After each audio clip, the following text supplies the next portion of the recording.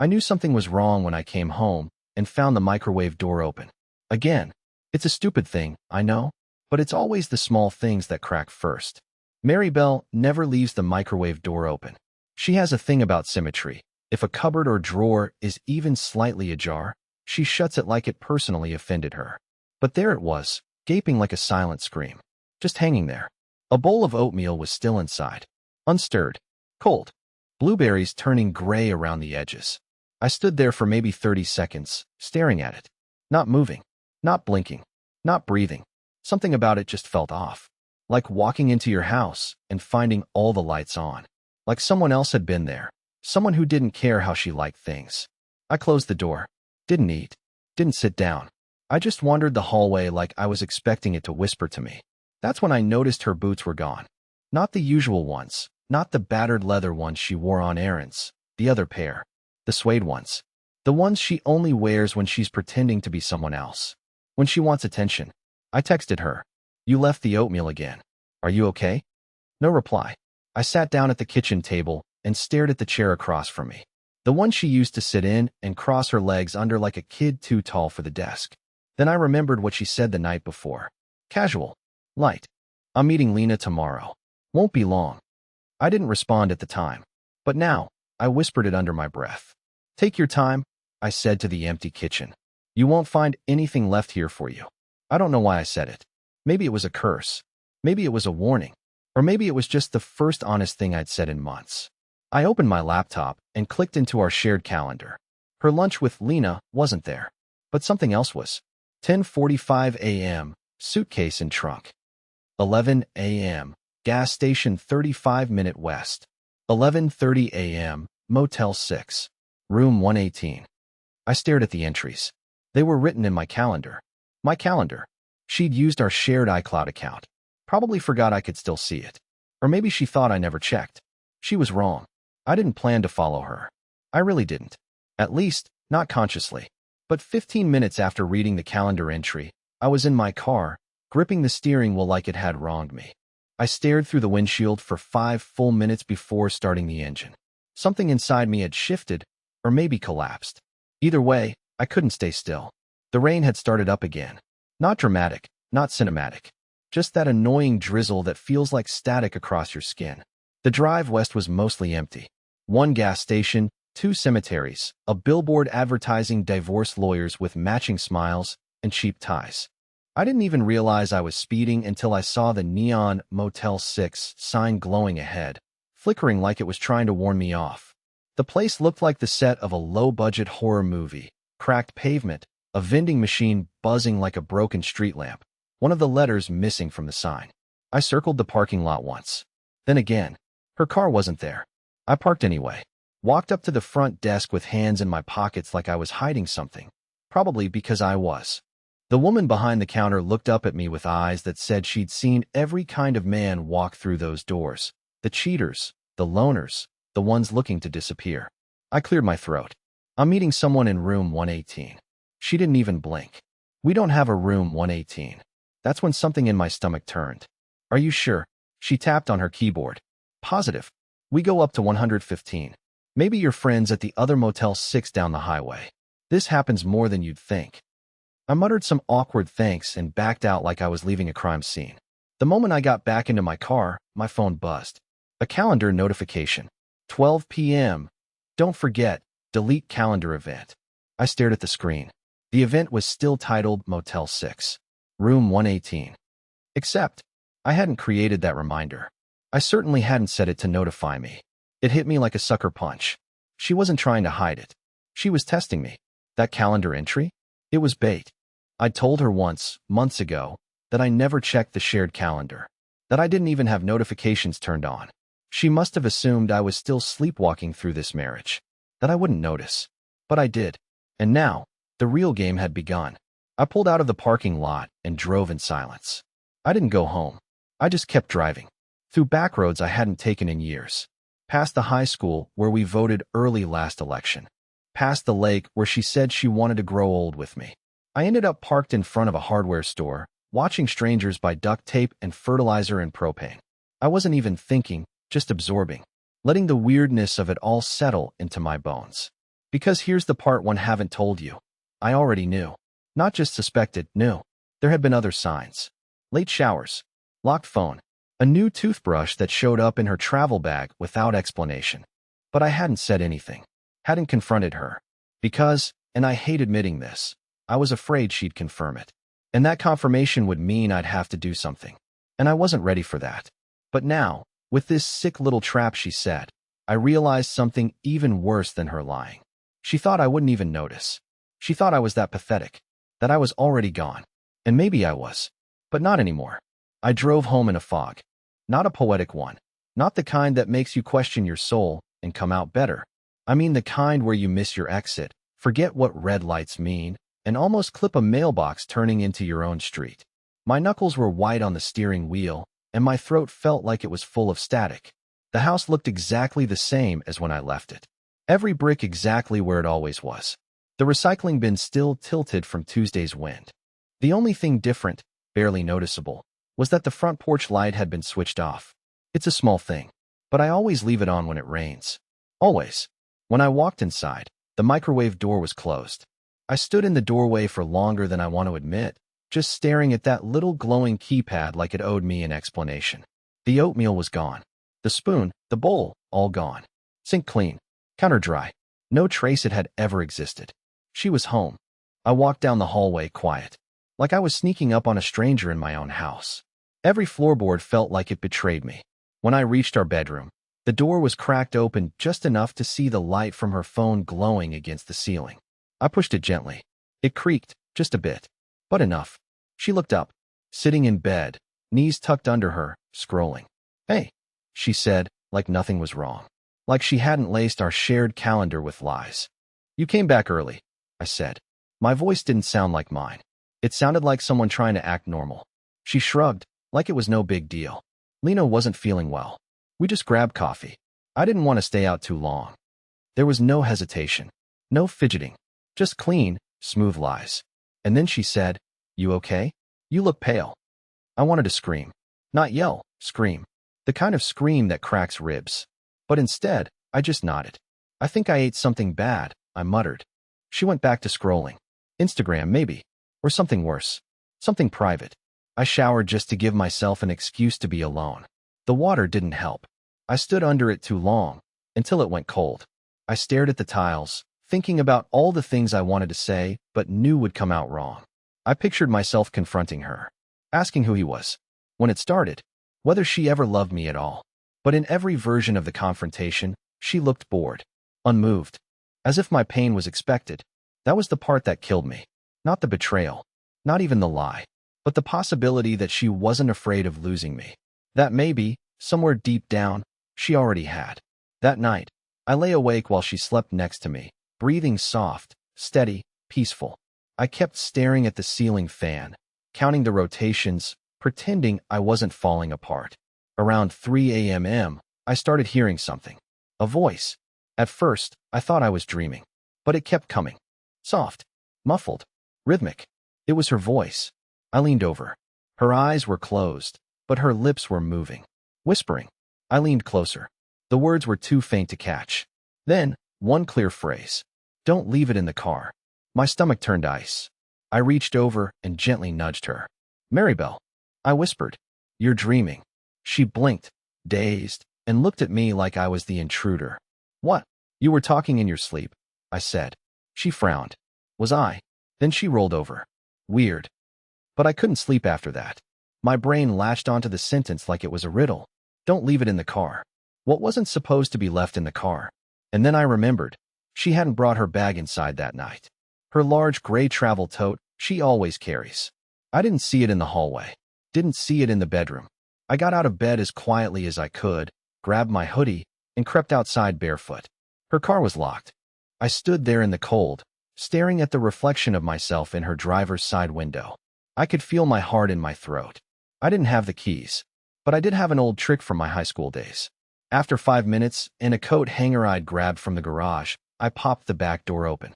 Not my proudest moment. Not even legal, probably. But I wasn't thinking about that. Her bag was on the back seat. I pulled it out slowly, like I was disarming a bomb. Inside, receipts, gum wrappers, a scarf. And then, A phone. Not hers. A second phone. Burner. No lock screen. No wallpaper. Just the default Android menu. My hands were shaking as I unlocked it. No password. First message at the top of the inbox. Room 118 doesn't exist. Good job. He took the bait. I didn't go back inside immediately. I sat in the car with the second phone in my lap, engine off, heart trying to crawl its way out of my ribcage. The message, Room 118 doesn't exist. Good job. He took the bait. Repeated itself in my brain like a nursery rhyme for the damned. It didn't make sense. None of it did. Not yet.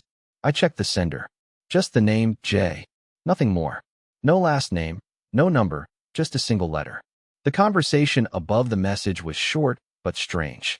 A few cryptic exchanges, each more vague than the last.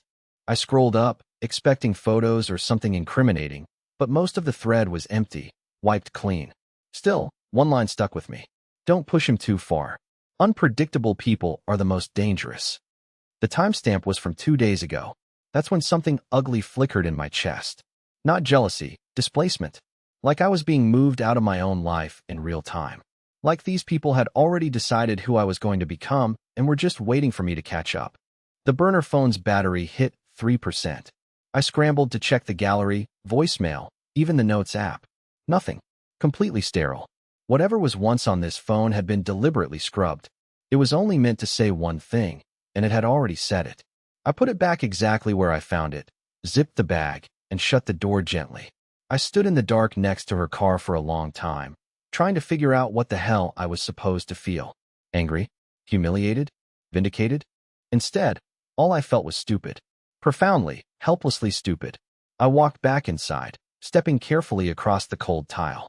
She was still asleep, sprawled sideways now, one leg hanging off the bed, like a person who'd never once worried about being caught. Her phone was face down on the nightstand, but I didn't touch it. I'd crossed enough invisible lines for one night. I didn't sleep. I just stared at the ceiling and listened to the sounds of the house breathing. The fridge clicking, the pipes humming, the occasional creak of the roof settling. Every sound felt like a clue. Every silence, a threat. In the morning, she acted like nothing had happened. Made toast. Drank her tea. Even complimented the honey I'd left her days before. Said she finally tried it, and it was surprisingly good. I nearly laughed. It was like watching someone perform a play you'd already read the ending to. Then she kissed me on the cheek, warm, soft, painfully familiar, and said, I have a late meeting today. Don't wait up. The door clicked shut behind her. I stood still for a moment, then turned to the hallway. I wasn't going to wait up. I was going to follow her. Except I didn't. Not exactly. I made a different decision. I didn't want to just catch her. I wanted to understand her. Not for closure. That's a lie we tell ourselves. I wanted to get ahead of her. I wanted to know what she would do before she did it. For the first time since this whole mess began, I wanted to take back control. So I took the day off work. Told my boss my car broke down. He didn't question it. I spent the next 6 hours researching burner phones, models, common carriers, ways to trace deleted messages. Turns out, unless you're a Fed or a hacker, you're out of luck. But I did find something useful, a method to clone incoming text to another device using a certain setting most people don't know about. And she hadn't disabled it. I connected her burner to an old Android phone I'd kept in a drawer since 2018. Ugly thing, screen cracked, but functional enough. If she received another message, I'd see it too. And then, around 3:17 p.m., the clone buzzed. From J, update. That was it. One word. But it made my stomach tighten like a noose. I didn't respond, obviously. But 5 minutes later, she did, from somewhere across town. He hasn't said anything. Still quiet. Watching. Might be cracking. Might be cracking. Like I was some experiment. Some mouse in a maze. And then she followed it up with another. You said he'd snap. But what if he just walks away? There it was. Fear. Not fear of being caught. Fear of being ignored. And suddenly I understood something terrible. Mary Bell didn't want to hide what she was doing. She wanted me to see it. She wanted me to burn, just enough to scream, not enough to leave. She wasn't cheating on me behind my back. She was doing it around me, near me, just within reach. And now, I wasn't the victim. I was the variable. The clone phone stayed silent for the rest of the evening. Not a buzz, not a flicker. I checked it obsessively every 10 minutes like a gambling addict refreshing the slot machine, hoping for one more hit of truth. But nothing came. Either Jay had gone quiet, or she'd noticed the link. I doubted the latter. She was good at deception, but not in a technical sense. She still believed her secrets were safe as long as she kept her iPhone face down. Mary Bell didn't come home until after midnight. I heard the key turn and quickly shut off the clone phone, sliding it back under the couch cushion. I sat on the floor with a blanket over me, pretending I had fallen asleep watching some late-night movie I never turned on. She paused in the doorway like she was assessing a crime scene. "You fell asleep down here?" she asked, walking toward the kitchen. "Couldn't sleep," I mumbled. "Dreams have been weird lately." She didn't answer, just filled a glass of water and went to bed. And that was it. Another clean night of lies folded neatly into the laundry basket of our marriage. I didn't sleep. Again. But this time, instead of just staring at the ceiling, I got up. Around 3:40 in the morning. Something had been gnawing at the back of my mind all day, something I couldn't explain. A single question I hadn't yet asked myself. Why the burner phone at all? If she was planning to leave, why not just do it? Why play these games? What if this wasn't about infidelity at all? That's when I remembered something weird. 2 months ago, Mary Bell had asked me how to reset the Wi-Fi password. She claimed her Zoom calls kept dropping. It was odd because she normally ignored anything remotely technical. I thought nothing of it at the time. But now, it clicked. She wasn't trying to fix her Zoom. She was trying to lock me out. I needed to know how deep this went. So I did something I hadn't done in years. I climbed into the attic. Now, our attic isn't the spooky cobwebbed cliché you see in horror movies. It's worse. It's the kind of space you forget even exists until something in your life collapses and you start looking for meaning in insulation dust and old Christmas boxes. I hadn't been up there since we moved in, really. She hated the attic, said it made her feel compressed. But tonight, I wasn't afraid of tight spaces. I was afraid of what might be hiding in them. At first, it was just the usual junk. Old tax returns, childhood photos, a coffee maker we got as a wedding gift and never used. But then, behind a stack of boxes marked Zmaz Lights 2019, I found it. A yellow folder. Legal-sized. Duct-taped shut. There was nothing written on it. No label. No markings. But the tape was fresh. Not years old. I peeled it open slowly, heart racing. Inside were photographs. Not of me. Not of her. But of someone else. A man I didn't recognize. Maybe late 40s. Slender build, salt and pepper beard. Always photographed from a distance. At a gas station. Getting into a truck. Leaving what looked like a rehab center. At the bottom of the folder, a sticky note. Wait for confirmation before contact. His wife doesn't know yet. I sat there for a full minute, not breathing. I flipped through every photo again, trying to find some explanation. Was she spying on someone? Helping someone? Blackmailing someone? And then, the worst possibility clicked into place. What if I wasn't the one being betrayed? What if we both were? What if this had nothing to do with me at all, and I was just the furniture in someone else's story? The clone phone buzzed once, almost on cue, as if to answer the question. I scrambled back down from the attic, adrenaline making my arms weak. I unlocked the phone with shaking fingers. From Jay. Tomorrow is the window. Make sure he's alone. That was it. And it was addressed to her. Not in some symbolic, shady way. No, it was me. Make sure he's alone. I stared at the message, and suddenly, the microwave door being open, the oatmeal left cold, the staged calendar entry, the second phone, even the strange sleep-talking. It all stopped feeling like an affair. It started feeling like a setup. Someone wanted me isolated. Unstable. Predictable. Like prey.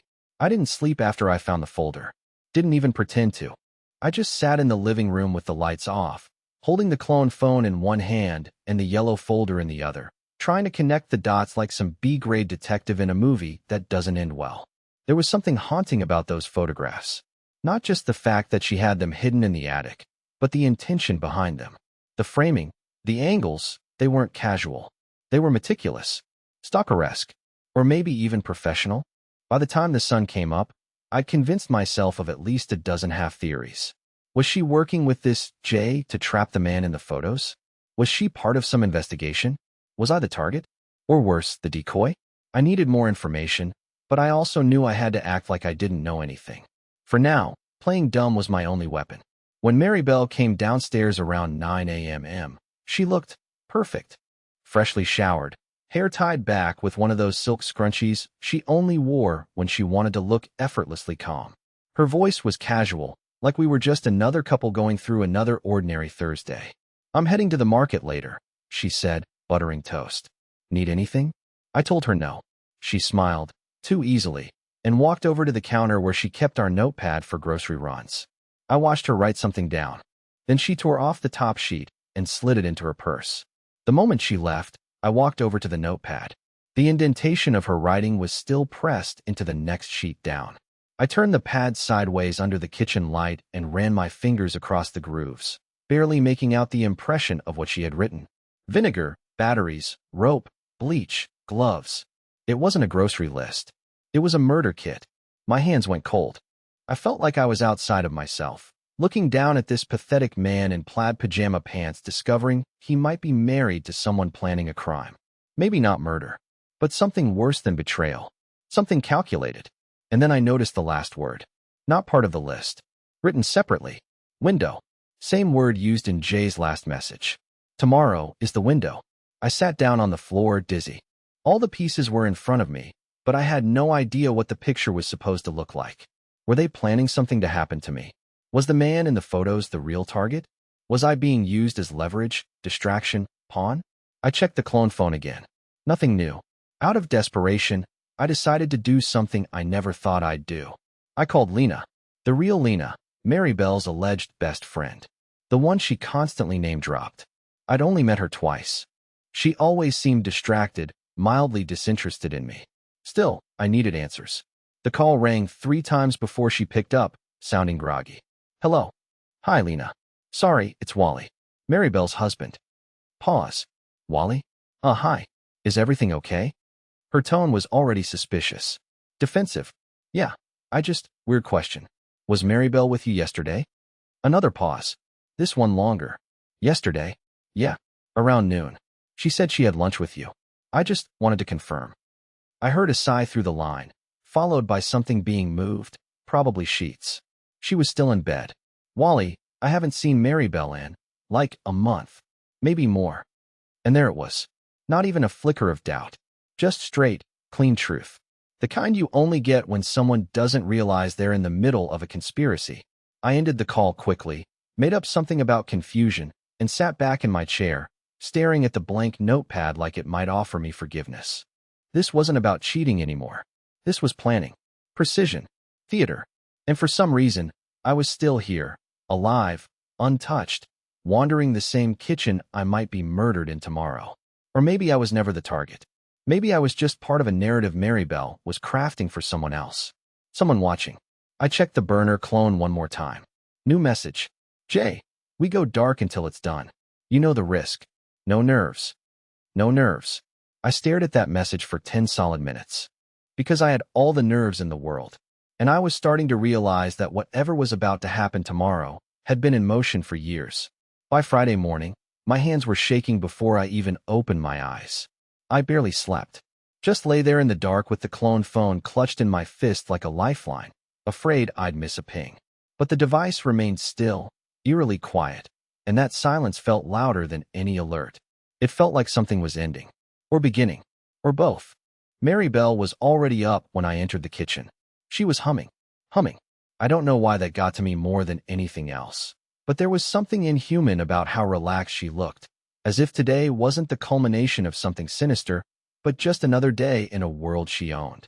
"Hey, love," she said, dropping a slice of toast onto my plate like we were in a 1950s sitcom. "Can you grab vinegar from the garage? I forgot to bring it in last night." I froze mid-step. Vinegar. The first item on her grocery list.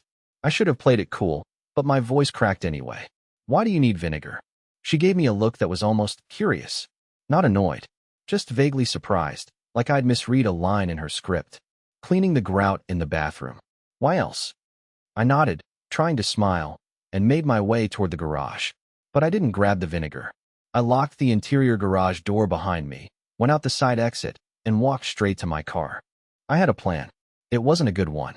It wasn't even complete. But it was something, anything. I was done being the object of this experiment. First stop, The motel. The real one. Not the fake room 118 from her calendar. The actual Motel 6 where that folder of photos had been taken. I recognized the gas station across from it. I drove 30 miles out of town to get there, and when I arrived, I wasn't even sure what I was looking for. Proof? A signature on a check-in sheet? Security footage? But the guy at the desk, maybe 20, half asleep and deep into a bag of chips, barely looked up when I asked for information. "You a cop?" he asked. "No," I said. "Then I can't tell you anything." I was about to turn and leave, defeated, when I saw it, on the back counter behind him. A guest log, open to the current week. Not digital. Paper. Old school. And there, scribbled in awkward handwriting, was a name I didn't recognize at first. It wasn't Mary Bell. It was Janice Harrow. But the handwriting? It was hers. I'd seen her write thank you notes. Birthday cards. Passive-aggressive post, "It's on the fridge." I knew those loops and curls like the back of my hand. It was her, just using a different name. I snapped a photo of the log when the clerk turned to refill his soda. Then I left, heart thudding in my throat. Janice Harrow.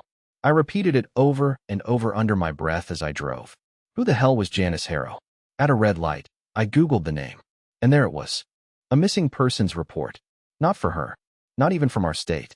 It was from 5 years ago. Small town. Population under 3,000. A girl named Janice Harrow disappeared after moving in with a boyfriend no one in town had met. Authorities assumed she changed her name and ran. The photo in the article was low-res. Grainy. But the face? It was exactly like Mary Bell's. Only younger. And with darker hair. And suddenly the answer hit me like a freight train. She hadn't changed her name. She had borrowed mine. Mary Bell wasn't her name.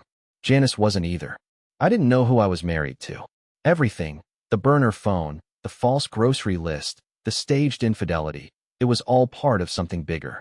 Something more dangerous than I could comprehend. I pulled over on the shoulder of the road and threw up in the grass. When I finally made it home, the house was quiet. Too quiet. Like sound had been vacuumed out of the air. Mary Bell was gone.